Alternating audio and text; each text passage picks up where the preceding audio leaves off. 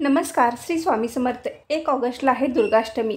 श्रावण महिन्यातील शुक्ल पक्षातील अष्टमी तिथीला दुर्गाष्टमी साजरी केली जाते.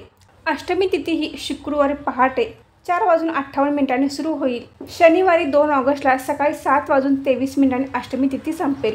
देवीची पूजा करण्याचा, सेवा करण्याचा दिवस हा शुक्रवार असतो. तर अष्टमी तिथी आणि शुक्रवार हा एका दिवशी आलेला आहे. 1 ऑगस्टला शुक्रवार आहे आणि याच दिवशी दुर्गाष्टमी देखील आहे. खूपच छान असा योग जुळून आलेला आहे. तर आपण आपल्या कुलदेवीची जास्तीत जास्त सेवा या दिवशी करू शकतो. श्रावण महिना हा सर्वात पवित्र महिना मानला जातो. या महिन्यात आपण भगवान शिवशंकरांची पूजा तर करतोच, त्याचबरोबर श्रावणातला प्रत्येक दिवस, प्रत्येक तिथी ही खूप महत्त्वाची असते. भगवान शिवशंकरांबरोबरच आपण नवनाथ महाराजांची, आपल्या गुरूंचीच म्हणजे दत्त महाराजांची, श्री स्वामी समर्थ महाराजांची, शनी महाराजांची, भगवान विष्णूंची अशी रोज काही ना काही आपण सेवा करतच असतो. तर यावेळी आपण आपल्या कुलदेवीला विसरून कसे चालेल, कारण तीच तर आपल्या कुळाचे संरक्षण करत असते, कुळाचा उद्धार करत असते. कुलदेवीच्या कृपाशीर्वादावरच आपल्या कुटुंबाची सुख समृद्धी अवलंबून असते. 1 तारखेला शुक्रवारी दुर्गाष्टमी आहे. तर या दिवशी आपण कोणकोणत्या सेवा कराव्यात, कोणता मंत्र म्हणावा, दुर्गाष्टमी दिवशी आपण देवीला कोणता नैवेद्य दाखवावा, याविषयी संपूर्ण माहिती आपण आजच्या व्हिडिओमध्ये घेणार आहोत. ते व्हिडिओ स्किप न करता शेवटपर्यंत नक्की बघा आणि चॅनलवर नवीन असाल तर चॅनल नक्की सबस्क्राईब करा. नमस्कार, मी सारिका भक्ती विश्वमध्ये तुमचे मनापासून स्वागत करते. 12 महिन्यापैकी सर्वात पवित्र महिना म्हणून श्रावण महिन्याला विशेष महत्त्व आहे.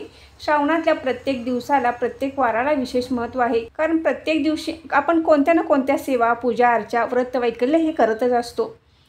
तर 1 तारखेला शुक्रवारी आहे दुर्गाष्टमी. खूपच छान असा योग जुळून आला आहे. देवीची सेवा करण्याचा वार शुक्रवार आणि दुर्गाष्टमी ही एकाच दिवशी आलेली आहे.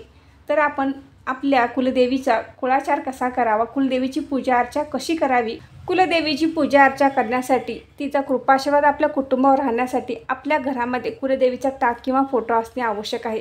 ज्यांच्या घरी कुलदेवीचा टाक किंवा फोटो नाही, त्यांनी या श्रावण महिन्यामध्ये कुलदेवीचा टाक किंवा फोटो जरूर आणावा. टाक आणला असेल तर त्याची देवघरामध्ये स्थापना करावी आणि फोटो असेल तर आपण आपल्या घरामध्ये कुलदेवीचा फोटो जरूर लावावा. तर या दिवशी शुक्रवार आहे, तर आपण आपल्या घराची स्वच्छता करायची आहे, कारण देवी लक्ष्मी तेथे स्थिर राहते ज्या ठिकाणी स्वच्छता आहे. सकाळी आपल्या घरात स्वच्छता झाल्यानंतर आपण आपल्या उंबरठ्याला हळदीचे लेपन करायचे आहे. त्याचबरोबर आपण मुख्य दरवाजाच्या बाहेर उंबरठ्याजवळ कुंकवाने स्वस्तिक काढायचे आहे. दोन्ही बाजूला 2 रेषा मारून आपण हे स्वस्तिक काढायचे आहे. जर येणाऱ्या जाणाऱ्या व्यक्तीला हे कुंकवाचे स्वस्तिक दिसावे अशा पद्धतीने ते काढायचे आहे. त्यानंतर आपण आपल्या देवघरातली देवपूजा करून घ्यावी. आता सेवा कशा कराव्यात किंवा कधी कराव्यात, तर शुक्रवार दिवसभर तुम्ही कधीही सेवा करू शकता, कारण सगळ्यांना सकाळच्या वेळेत सेवा करणे शक्य नसते. तर आपण दिवसभरात कधीही तुमच्या वेळेनुसार, तुमच्या कामाच्या नियोजनानुसार तुम्ही सेवा करू शकता. दुर्गाष्टमी आहे, तर दुर्गा सप्तशतीचा पाठ आपण आवर्जून करायचा आहे. तुम्ही दिवसभरामध्ये कधीही दुर्गा सप्तशतीचा पाठ करू शकता, कारण हा पाठ आपल्याला एका बैठकीतच करायचा आहे. यामध्ये एकूण 13 अध्याय आहेत. हे 13 अध्याय पूर्ण वाचण्यासाठी आपल्याला 1.5 तासांचा कालावधी लागतो. देवी कवचपासून आपण क्षमापदनपर्यंत सर्व एका बैठकीतच पूर्ण करायचं आहे. त्यामुळे आपण आपल्या कामाचे नियोजन करून आपण एका बैठकीत हा पाठ करायचा आहे. खूपच प्रभावी असा दुर्गा सप्तशती ग्रंथ आहे. तर आवर्जून आपण दुर्गाष्टमी दिवशी या ग्रंथाचा पाठ जरूर करावा. आता बऱ्याच जणांना असे वाटेल की इतका वेळ आम्हाला बसणे शक्य नाही, आमच्या घरी खूप कामे असतात किंवा आमची लहान मुले आहेत, त्यामुळे आम्ही इतका वेळ बसू शकत नाही. तर आपण या दिवशी सिद्धकुंजिका स्तोत्राचे 11 पाठ करू शकता. सिद्धकुंजिका स्तोत्र हे नित्यसेवेच्या पुस्तकात आहे. ज्यांच्याकडे नित्यसेवेचे पुस्तक नाही त्यांनी गुगलवर किंवा यूट्यूबला सर्च करावे. आपण एखाद्या कागदावर लिहून काढले आणि आपण दुर्गाष्टमी दिवशी ह्या सिद्धकुंजिका स्तोत्राचे 11 पाठ केले तरी देखील चालेल. बऱ्याच जणांचे असे असते की मनातल्या मनात वाचायचे म्हणजे पटपट आपण डोळे फिरवत आपण हे पाठ करत असतो. तर असे न करता आपण स्वतःला ऐकता येईल असे व्यवस्थितरित्या आपण हे पाठ करायचे आहेत. व्यवस्थित स्पष्ट उच्चाराने आपण हे वाचायचे आहे. एखादा शब्द चुकला तर चुकू दे, परंतु आपण फास्ट वाचून किंवा फक्त डोळे फिरून वाचू नये. स्वतःला ऐकता येईल एवढ्या आवाजात तरी आपण वाचायचे आहे. 1 वेळा, 11 वेळा किंवा 16 वेळा नवार्णव मंत्र म्हणून तुम्ही हा पाठ वाचण्यास सुरुवात करायची आहे. दुर्गाष्टमी आहे आणि शुक्रवार आहे, तर या दिवशी कुंकुमार्चनेची सेवा ही झालीच पाहिजे. तुम्ही कुलदेवीच्या फोटोवर, टाकावर किंवा श्रीयंत्रावर तुम्ही कुंकुमार्चनेची सेवा करायची आहे. यापैकी काहीच नसेल तर आपण एक सुपारी घेऊन सुपारीवर जरी कुंकुमार्चनेची सेवा या दिवशी केली तरी देखील चालेल. कुंकुमार्चनेची सेवा आपण जेव्हा करतो त्यावेळी आपला नवार्णव मंत्र म्हणायचा आहे. कुलदेवीच्या चरणापासून डोक्यापर्यंत हे कुंकुमार्चन करायचे असते। यावेळी आपण 99 मंत्र म्हणायचा आहे। 11 वेळा, 16 वेळा, 21 वेळा किंवा 108 वेळा तुम्ही 99 मंत्र म्हणून कुलदेवीच्या टाकावर, फोटोवर तुम्ही कुंकुमार्चन करावे।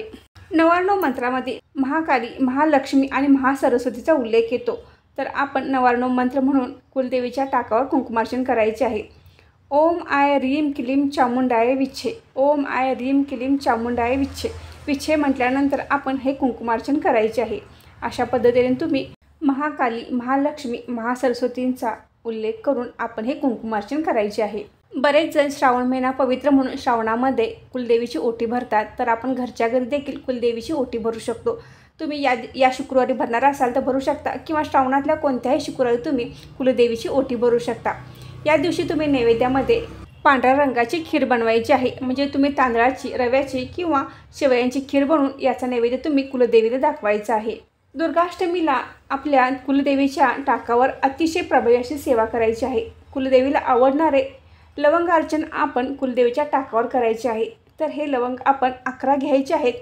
हे तुटलेले किंवा खराब झालेले नसावेत, पूर्ण फुल असते अशी लवंग आपण घ्यायची आहे। हे लवंग आपल्याला 11च घ्यायचे आहेत। ह्या 11 लवंग आपण कुलदेवीच्या टाकावर किंवा फोटोवर अर्पण करायचे आहेत। अर्पण करत असताना आपण ओम आय रीम क्लीम चामुंडाय विच्छे, ओम आय रीम क्लीम चामुंडाय विच्छे या मंत्राचा जप करायचा आहे आणि 11 वेळा आपण या 11 लवंग अर्पण करायचे आहेत। तुमची कोणतीही कुलदेवी असेल, तुळजाभवानी असेल, रेणुका माता असेल, महालक्ष्मी असेल किंवा सप्तशृंगी असेल, तुमची कुठलीही कुलदेवी असेल तर हा मंत्र म्हणून आपण 11 लवंगा कुलदेवीच्या टाकावर अर्पण करायचे आहेत। लवंगार्चन केल्यानंतर ती दिवसभर पूजा तशीच ठेवायची आहे आणि दुसऱ्या दिवशी आपल्याला ह्या लवंगा काढायच्या आहेत। तर या लवंगा आपण खाऊ शकता किंवा चहामध्ये वगैरे टाकून त्या घेतल्या तरी देखील चालेल। आपल्या घराच्या सुख समृद्धीसाठी असा कुळाचार आपण श्रावणामध्ये दुर्गाष्टमीला करायचा आहे। आपण कष्ट तर भरपूर करत असतो, पण आपल्या कष्टाला आपल्या कुलदेवीचा आशीर्वाद मिळावा, तिची कृपादृष्टी आपल्यावर राहावी, यासाठी दुर्गाष्टमी दिवशी आपल्या कुलदेवीचा असा कुळाचार आपण आपल्या कुटुंबाच्या सुख समृद्धीसाठी याचा नक्कीच चांगला फायदा होईल। तर 1 ऑगस्ट हा शुक्रवारी आपण दुर्गाष्टमी आहे, तर या सेवा आवर्जून आपण आपल्या घरी करायच्या आहेत। तर मैत्रिणींनो, आजचा व्हिडिओ येथेच थांबवते। आजची माहिती कशी वाटली कमेंट करून नक्की सांगा। व्हिडिओ आवडल्यास व्हिडिओ लाईक करा, शेअर करा आणि सारिका भक्ती विश्व या यूट्यूब चॅनल सबस्क्राईब करा। धन्यवाद।